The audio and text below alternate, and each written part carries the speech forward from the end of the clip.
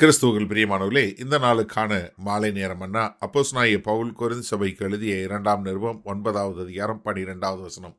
2 கொரிந்தியர் 9:12, 2 Corinthians 9:12. இந்த தர்ம சகாயமாகிய பணிவிடை பரிசுத்தவான்களுடைய குறைவுகளை நீக்குகிறதும் அல்லாமல் அநேகர் தேவனை ஸ்தோத்தரிப்பதனாலே சம்பூரண பலனுள்ளதாயும் இருக்கும். இப்போ மறுபடியும் என்ன சொல்றாரு? உங்க வாழ்க்கை மாற்றப்பட்டது. அதனால என்ன பண்றீங்க? நீங்க உங்களுடைய தேவைகளை காட்டிலும் எருசலேம்ல பஞ்சத்துல வாடுகிற மக்களுக்கு அவங்களுடைய தேவை நீங்க பார்க்குறீங்க. அப்போ இந்த தர்ம சகாயமாகிய பணிவிடை, ஏன்னா பரிசுத்தவான்கள் இப்படி இருக்கிறாங்க, அவங்க குறைவில் இருக்கிறாங்க, அவங்க குறைவை போக்குவதற்கு எங்களால் இயன்ற உதவியை நான் செய்கிறேன் அப்படிங்கிற ஒரு இருதயம் எப்போ வந்தது? தேவனுடைய வார்த்தையை கேட்கும்போது உங்களுக்கு உண்டாகிறது. என்ன நடந்தது? எருசலேம்ல இருந்த மக்கள் எல்லாம் துன்புறுத்தப்பட்டு அடித்து துரத்தப்பட்டாங்க. நீங்கள் அப்போஸ்தலனுடைய 8வது அதிகாரத்தில் 1வது வசனம் பார்த்தீங்கன்னா புரியும். அவனை கொலை செய்கிறதற்கு, ஸ்தேவானை கொலை செய்கிறதற்கு சவுலும் சம்மதித்திருந்தான். அக்காலத்திலே எருசலேமில் உள்ள சபைக்கு மிகுந்த துன்பம் உண்டாயிற்று. எப்படி மிகுந்த துன்பம் உண்டாயிற்று? எந்த அளவுக்கு? அப்போஸ்தலர் தவிர மற்ற யாவரும் யூதேயா சமாரியா தேசங்களில் சிதறப்பட்டு போனார்கள். யாரெல்லாம் கிறிஸ்தவன் சொன்னாலும் அவங்களுக்கெல்லாம் அடித்து துன்புறுத்தி நிறைய பேர் கொலை செய்யப்பட்டாங்க. அநேகர் விதவைகளாக மாறினாங்க. அதனால் அங்கே அது ஒரு பெரிய பிரச்சனை. இது போக வந்த பஞ்சம், இதனால் அங்கே இருக்கக்கூடிய சூழ்நிலை ரொம்ப கொடிய சூழ்நிலையாக இருக்குது. இந்த காலகட்டத்தில் இங்கே வெளியே இருக்கிற மக்கதோனியா மற்றும் அகாயா நாட்டில் உள்ளவங்க இதை கேள்விப்படுறாங்க. அவங்க அங்கே உள்ள சகோதரர்களுக்கு உதவி செய்யணும், அவங்களுடைய குறைவுகளை நிறைவாக்க வேண்டும் என்று சொல்லக்கூடிய ஒரு காரியம். அதனால தான் மக்கதோனிய சபையை குறித்து சொல்லும்போது 2 கொரிந்தியர் 8 1வது வசனத்திலிருந்து பார்த்தீங்கன்னா, அன்றியும் சகோதரரே, மக்கதோனியா நாட்டு சபைகளுக்கு தேவன் அளித்த கிருபையை உங்களுக்கு அறிவிக்கிறோம்.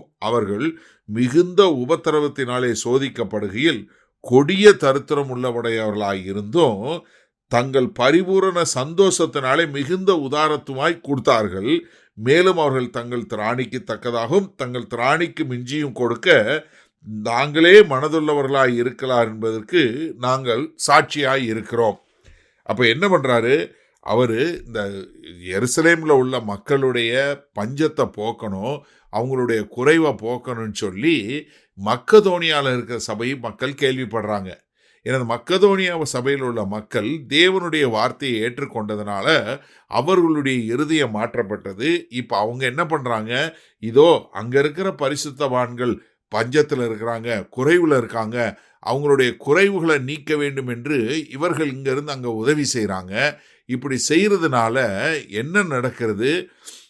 அவங்களுடைய குறைவு நீக்கப்படுகிறது, அவர்களும் தேவனை ஸ்தோத்தரிக்கிறாங்க. இதை கேள்விப்படுகிற எல்லாருமே தேவனை ஸ்தோத்தரிக்கிற போது அது என்னவா இருக்குது? எல்லா பக்கத்திலையும் ஒரு பூரண பலன் உள்ளதாக மாறக்கூடிய ஒரு காரியம். அல்லேலூயா. சரி, இந்த நாளில் இந்த வசனத்தை நம்ம எப்படி எடுத்துக்கொள்வது? இன்றைக்கு இந்த காரியம் நம்ம சபைகளில் இல்லாதது ஒரு பெரிய கொடுமை. ஏன்னா இன்றைக்கு சபைகளில் எப்போவுமே ஒரே இன்கமிங்காக தான் இருக்குது. எங்களுக்கு கொடுங்கன்னு சொல்கிற சபைகளாக இருக்குதே ஒழிய ஒரு சில சபைகள் மாத்திரம்தான் வெளியே இருக்கிற ஏழைகளுக்கு, விதவைகளுக்கு மற்றும் இப்படி குறைவில் இருக்கிறவங்களுக்கு குறைவை நீக்கக்கூடிய ஒரு காரியம் செய்கிறது. நல்லா கவனிங்க, இது எருசலேமில் இருக்கிற பரிசுத்தவான்களுக்கு. இப்போ கொஞ்ச காலத்துக்கு முன்னாடி இந்தியாவில் பெரிய பிரச்சனை நடந்தது. மணிப்பூர் மாகாணத்தில் இருந்த கிறிஸ்தவ மக்கள் அநேகர் துன்புறுத்தப்பட்டாங்க. அவர்கள் விசுவாசத்து நிமித்தம் ரொம்ப வீடுகளை இழந்து எல்லாம் போனாங்க.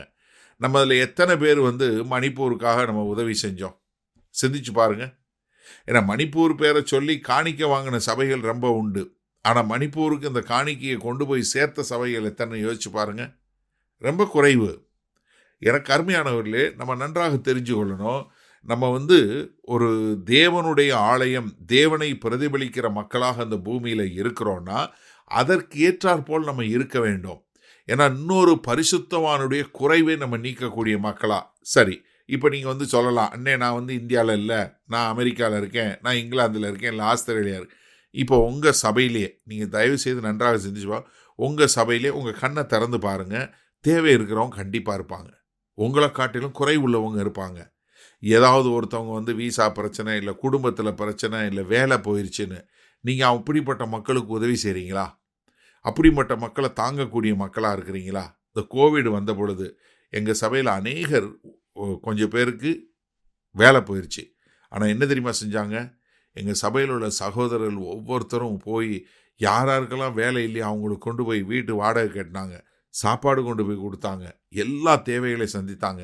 என்ன வந்தது, ஒரு சிலர் எனக்கு ஃபோன் பண்ணி, அண்ணே எங்கள் வீட்டில் பொருள் வைக்கிறதுக்கு இடம் இல்லை, போதும்னு சொல்லுங்கண்ணேன்னு. அதுதான் கர்த்தர் எதிர்பார்க்கிறார். எனக்கு அருமையானவர்களே, அப்படி வாழ கற்றுக்கொள்வோமா? மகா கிருபையும் இரக்கம் நிறைந்த எங்கள் அன்பின் தகப்பனே, இதோ பரிசுத்தவான்களுடைய குறைவை நீக்குவது ஒரு சரியான முறை என்பதை ஒவ்வொரு சகோதரனும் சகோதரியும் அறிந்து கொண்டு தங்கள் கண்களை திறந்து யார் குறைவுள்ளவர்களாக இருக்கிறார்களோ அவர் குறைவுகளெல்லாம் நிறைவாய் மாற்றக்கூடிய ஒரு தேவ கிருபை உண்டாகட்டும் என்று இயேசு கிறிஸ்துவின் மூலம் ஜெபிக்கிறோம் வல்ல பிதாவே, ஆமேன். கர்த்தர் உங்களை ஆசீர்வதிப்பாராக.